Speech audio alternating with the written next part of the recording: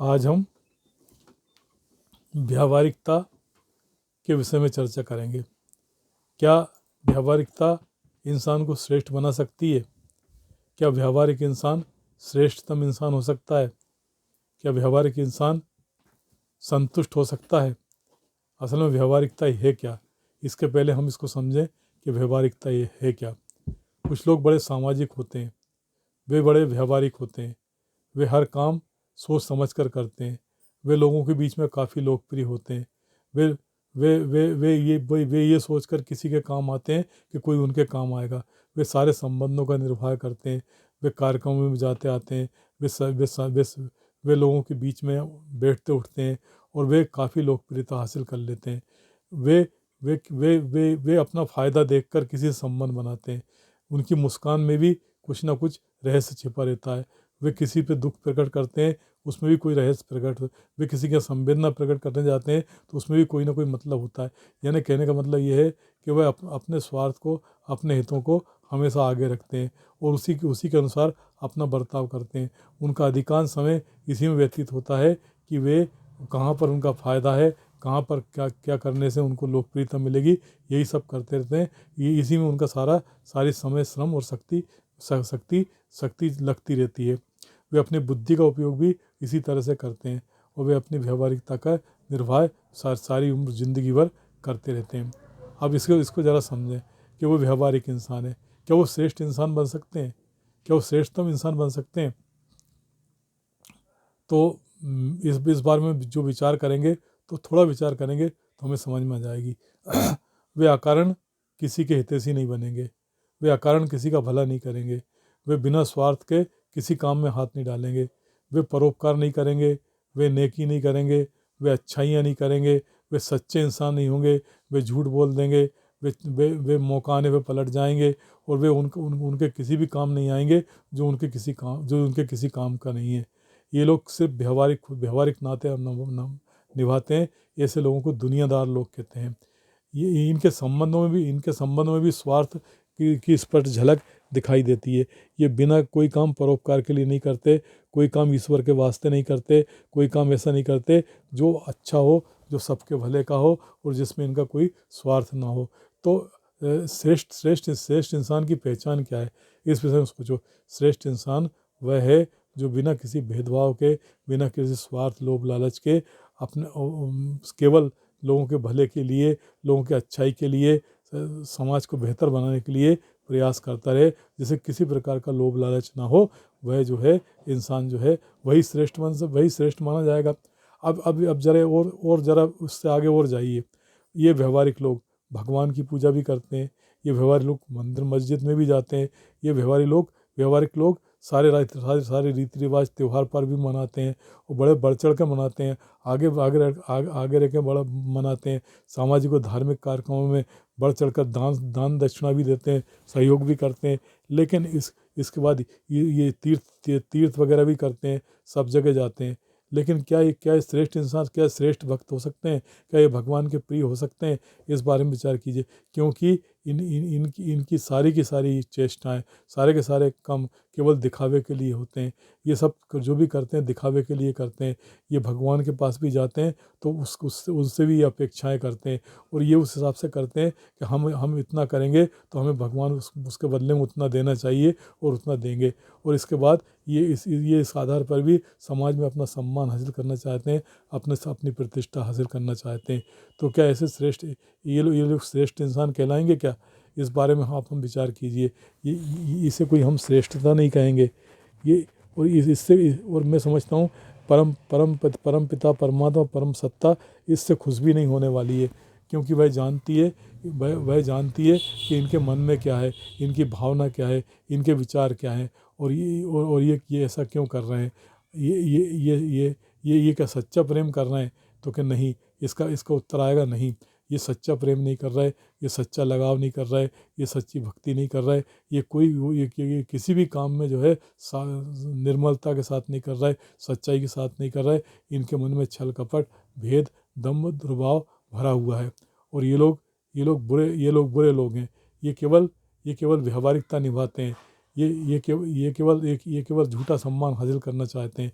ये दिल के साफ नहीं होते, ये अच्छे लोग नहीं होते। तो सोचिए कि जो व्यवहारिक इंसान है वो दुनिया को सबसे अच्छा लगता है, सारी दुनिया उसकी तारीफ़ करती है, हर जगह उसका सम्मान भी होता है, मान भी होता है, पूछ परख भी होती है, लोगों की भीड़ भी उसके आसपास होती है और लोग उसको फॉलो भी करते हैं।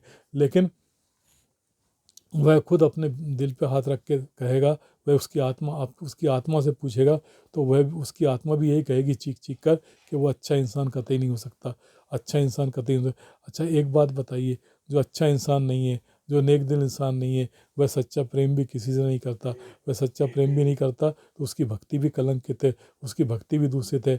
और वह जब ऐसा करता है तो उसका कल्याण कैसा होगा, वह कैसे आनंद पाएगा, वह कैसे खुशी पाएगा, उसे मुक्ति कैसे प्राप्त होगी।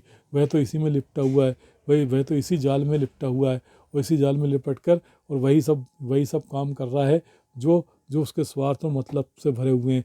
ये स्वार्थ मतलब उसको क्या प्राप्त है, या तो वो इंद्रियों का सुख सुख प्राप्त कराएगा, या वो जो है मानसिक सुख पर आएगा, पर ऐसा सुख जिसमें जिसके चले जाने का भय हो, जिसके लिए हम व्यवहारिकता नहीं निभाएं, उससे ख़त्म हो जाए। ऐसा सुख जिसमें डर भरा हो, वो सुख कोई सुख नहीं है। असल में क्या है, जो भी कुछ किया जाए निर्भीक होकर किया जाए, निडर होकर किया जाए, दिल को साफ करके किया जाए, मन को निर्मल बना के किया जाए, सच्ची भावना के साथ किया जाए, आनंद के साथ किया जाए, खुशी के साथ किया जाए, हर दिन को उत्सव बनाने के साथ किया जाए, तो ऐसे जीवन की भी सार्थकता है। ऐसा ऐसा इंसान श्रेष्ठ इंसान होगा, वो श्रेष्ठता की ओर बढ़ता ही चला जाएगा। कुछ ऐसे लोग होते हैं, वे जो है समाज की परवाह नहीं करते, वे दुनिया की परवाह नहीं करते, वे लोगों की परवाह नहीं करते, वे कौन बुरा है कौन भला है इसकी परवाह नहीं करते, वे भेदभाव नहीं करते, वे फालतू का मोह नहीं पालते। वे वही करते हैं जो उचित है, श्रेष्ठतम है, जो सबके भले के लिए है, जो सबको सुख प्रदान करने के लिए है, वे वही करते हैं। और वह कर ऐसा करने में वे आनंद की प्राप्ति करते हैं। वे किसी से कोई अपेक्षा नहीं करते, वे किसी से कोई प्रतिफल की अपेक्षा नहीं करते। उनसे अगर पूछा जाए कि आप भगवान की आराधना कर रहे हैं तो क्यों कर रहे हैं, क्या आपको मुक्ति चाहिए, क्या आप कोई कामना रख कर रहे हैं, तो वे कहेंगे नहीं, हमारी कोई कामना नहीं है, हम निष्काम भाव से ये सब कर रहे हैं और इसलिए कर रहे हैं कि हमारा उस मालिक के प्रति प्रेम है। और वह प्रेम हम उस प्रेम हम हमने हमने उस पे हमने उससे प्रेम किया है, सच्चे दिल से प्रेम किया है, इसलिए हमने उससे कोई शर्त नहीं लगाई है, किसी प्रकार कोई प्रतिबंध नहीं लगाया है, किसी प्रकार की कोई अपेक्षा नहीं करी है, किसी प्रकार की उम्मीद नहीं की है। हमें न स्वर्ग की इच्छा है न नरक की इच्छा है, हमें तो उसका प्रेम चाहिए, हम उसका प्रेम पाना चाहते हैं और हम उस प्रेम के कारण ये सब कर रहे हैं। और वह ये सब करेंगे और ऐसा करके उनको अद्भुत आनंद की प्राप्ति होगी। वह आनंद जो आत्मा का आनंद होगा, वह आनंद जो अवर्णनीय होगा, जिसका वर्णन नहीं किया जा सकता। जैसे जैसे एक गूंगा कहते हैं, गूंगे को अगर गुड़ खिलाया जाए तो गुड़ का स्वाद तो उसे मालूम है, गुड़ का आनंद तो उसे मालूम है, वो गुड़ खाकर खुश भी हो रहा है, लेकिन वो कह नहीं सकता क्योंकि उसके पास जुबान नहीं है। इसी तरह ऐसा ये आनंद ऐसा है, अव्यक्त आनंद है, इसको व्यक्त नहीं किया जा सकता, ये अव्यक्त आनंद है। ये बिना छल कपट के, बिना राग द्वेष के ये किया जाता है। ये प्रेम वो है, ये प्रेम वो है जो भगवान को सबसे अधिक प्यारा है। ऐसे बहुत सारे भक्तों के उदाहरण हमें हमारी ज़िंदगी में मिलेंगे, जिनकी वजह से भगवान जो ऐसे उदाहरण हैं जिसमें भगवान भी रीझ गए और भगवान रीझ कर उन पर राजी हो गए और उनके सारे दुख तकलीफ सहजता से ही दूर हो गए। असल में यदि भगवान को मानो या ना मानो, लेकिन ये तो बात मानते हैं कि इस संसार को एक नियम के द्वारा संचालित किया गया है। ये सृष्टि नियम के द्वारा बनाई गई है। ये चंद्रमा, ये पृथ्वी, ये सूर्य, ये अंतरिक्ष, ये ब्रह्मांड सारे नियमों के अनुसार चल रहा है। ये नियम बने हैं, ये नियम जो सृष्टि के नियम है, जो समय का काल का निर्धारण है, ये पूरा का पूरा एक नियम में बंधा हुआ है, एक सिस्टम में बंधा हुआ है। तो जो सिस्टम बना हुआ है, तो इंसान की सोच, इंसान के विचार, इंसान के कर्म, ये भी उसी नियम में बंधे हुए होना चाहिए। ये ज़िंदगी भी उसी नियम में बंधी हुई होना चाहिए। अब उसमें क्या है, उसमें जैसा है, जैसा भोजन करेंगे वैसे ही जैसा हम भोजन बनाएंगे वैसे ही हमें स्वाद प्राप्त होगा। जैसे कोई अगर अगर शक्कर युक्त भोजन बनाएगा तो वो मीठा होगा, और अगर मिर्ची और नमक युक्त भोजन बनाएगा तो वो नमकीन होगा। वो और खट्टा भोजन बनाएगा तो वो खट्टा होगा, क्योंकि ये उसने किया है, ये उसके कर्मों पे आधारित है। और ऐसे ऐसे कर्म करने से उसे जो फल प्राप्त होगा वह उसके ही कारण होगा। इसीलिए एक बात याद करिए, जो ये व्यवहारिकता दिखाते हैं, जो ऐसा करते हैं, वो सब उनको खुद के लिए करते हैं। दूसरों को जितना प्रभावित करें या ना करें, पर ये उन पे खुद पे सबसे ज़्यादा असर डालता है। जैसे जो कर्म हम करते हैं उसका असर दूसरों पर पड़ता हो या ना पड़ता हो, या पड़ता तो है, लेकिन उसका उसका सबसे ज़्यादा असर हमारे खुद के ऊपर पड़ता है। अगर हम अच्छाई करते हैं तो वो अच्छाई हमारे भीतर प्रकट हो जाती है। वही अगर हम रोशनी में रहते हैं तो रोशनी वो जो है हमारे भीतर भी वो उसका एहसास होता है। उजाला अगर हम करते हैं तो वो सब दूसरों के लिए उजाला करते हैं, तो उजाला वो हमको सहज में ही प्राप्त हो जाता है। अगर दूसरे के लिए अंधेरा करते हैं तो अंधेरा भी हमें सहज में ही प्राप्त हो जाता है। उसके लिए हम जो है, हम ऐसा नहीं कर सकते कि उस सबको अंधेरे में रख दें और हम खुद उजाले में रहें। ये सबसे बड़ी बात है। अगर हम बुरा करते हैं तो वो बुराई हमारे भीतर पहले आती है, इसके बाद वो दूसरे दूसरे के प्रति बुराई आती है। हम किसी का ही हम अपने अहंकार को लपेटे रहते हैं। हम उन बुराइयों को दूर करना नहीं चाहते। हम उन बुराइयों में लिपटे रहते हैं, और उन बुराई में लिपट के हम उन बुराइयों को आत्मसात कर लेते हैं। आत्मसात करके हम उन बुराइयों को अच्छा मानते हैं, और उन बुराइयों से दूर नहीं हो पाते। और इसके बाद हम सोचते हैं कि हम इससे अच्छे इंसान बन जाएंगे। तो ऐसा ऐसा कैसे संभव है? अच्छे इंसान बनने के लिए इंसान को अच्छा होना पड़ेगा। यदि आप किसी को सुख देना चाहते हो तो आप किसी को सुख देना चाहते हो तो आपको सुख आपके लिए आपको उसे आप खुद सुखी होना चाहते हो तो आपको उसे सुख देना सीखना पड़ेगा। आप सुख देंगे तभी आपको सुख प्राप्त होगा। आप किसी को दुख देंगे तो आप चैन से नहीं बैठ पाएंगे, आप सुखी नहीं हो सकते। ये सब व्यवहार ये सब व्यवहार के अंतर्गत आता है। अगर इसको व्यवहार से, अच्छा, लोग जो व्यवहारिक लोग होते हैं वो इन बातों का बड़ा ध्यान रखते हैं, और वो लेना देना वाले सिद्धांत पे चलते हैं। हाँ, देंगे और लेंगे, मिलेगा उतना। अगर ऐसे ऐसे लोग क्या करते हैं, ऐसे लोग अपेक्षाएं रख लेते हैं। जैसे वो किसी के लिए कुछ कर रहे हैं तो उससे भी अपेक्षा करते हैं कि वो भी इसके बदले में उनके लिए कुछ करेगा। असल में दुख का कारण यहीं पर पैदा हो जाता है। जैसे कोई ज़्यादा करता है और बदले में उसे कम मिलता है तो इस बात का उसे दुख होता है। ये उसके दुख का कारण होता है, ये उसके आनंद का कारण नहीं हो सकता। लेकिन जो इस भाव से काम करते हैं कि हमें अच्छा लग रहा है इसलिए हम किसी का भला कर रहे हैं, हमें अच्छा लग रहा है इसी के लिए हम किसी को सुख दे रहे हैं, हम किसी को खुशी दे रहे हैं।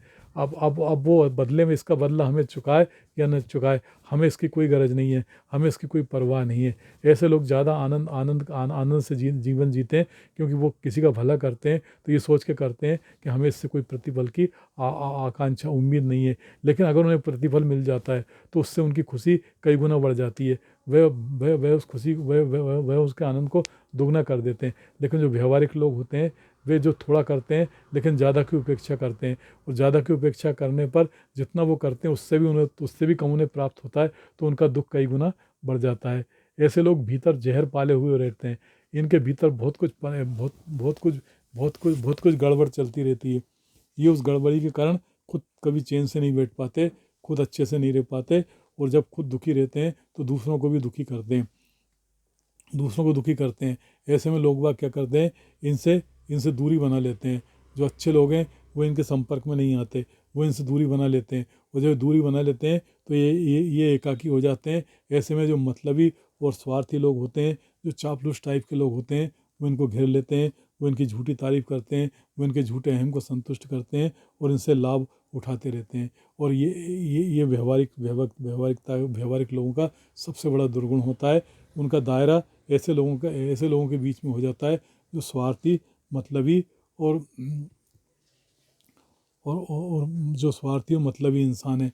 वैसे इंसान भी कोई अच्छे इंसान नहीं है। तो ये जब अच्छे इंसान नहीं है तो इनका वास्ता भी अच्छे इंसानों से नहीं पड़ता, इनका वास्ता भी बुरे इंसानों से पड़ता है। अच्छे इंसान तो इनसे स्वयं भी दूरी बना लेते हैं, क्योंकि वे जो है बेहतरी की ओर बढ़ते हैं, और बेहतरी की ओर बढ़ते हुए चलते चलते वे बेहतर इंसान से मिलते रहते हैं, और बेहतर इंसान से मिलते हुए वे अपने जीवन को आनंदमय बना लेते हैं, सुखमय बना लेते हैं। और ये लोग जो है इस तरह धीरे धीरे धीरे करते हुए ये बदतर से बदतर होते हुए चले जाते हैं, बदतर से बदतर होते चले जाते हैं। और अंत में इनको क्या मिलता है? अंत में घोर असंतुष्टि मिलती है, अंत में घोर दुख होता है। अंत में सारे जीवन का ये निष्कर्ष निकालते हैं तो इनके पल्ले कुछ भी नहीं पड़ता सिवाय दुख के। और जब अपने पुण्य का खाता देखते हैं तो वो भी रिक्त नज़र आता है, यानी इनका सारा किया धरा सब बेकार हो जाता है, और इनका अंत बहुत दुखदाई होता है। यदि मान लो कर्मों का फल मिलता है और इस जन्म में नहीं मिलता, दूसरे जन्म में मिलता है, दूसरा जन्म होता है, तो ये दूसरे जन्म में भी ये जो है वही सब लेके जाते हैं, और वो वह दुख जो है उनका दूसरे जन्म में भी उनका पीछा नहीं छोड़ता।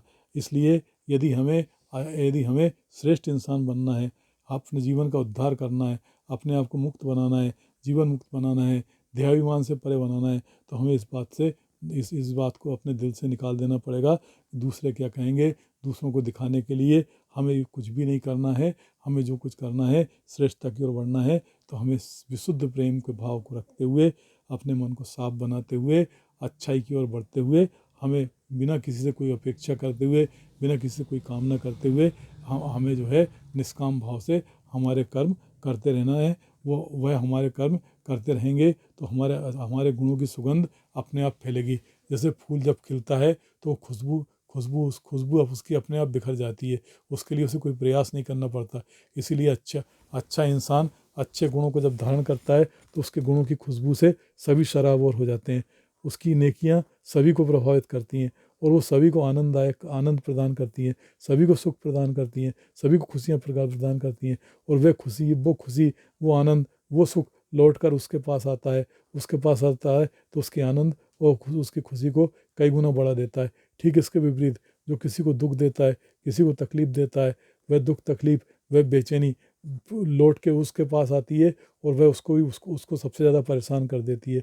इसलिए बिना किसी प्रतिफल के अपनी आत्मा के अनुसार, चलते रहो, और बिना किसी अपेक्षा से अपने सारे कर्तव्य कर्म करते रहो, निष्फल बिना निष्काम भाव से कर्म करते हुए अपने जीवन को बेहतर बनाओ। तभी हम जीवन को आनंद पूर्वक जी सकेंगे, और तभी हमारे जीने का मकसद भी पूरा हो सकेगा।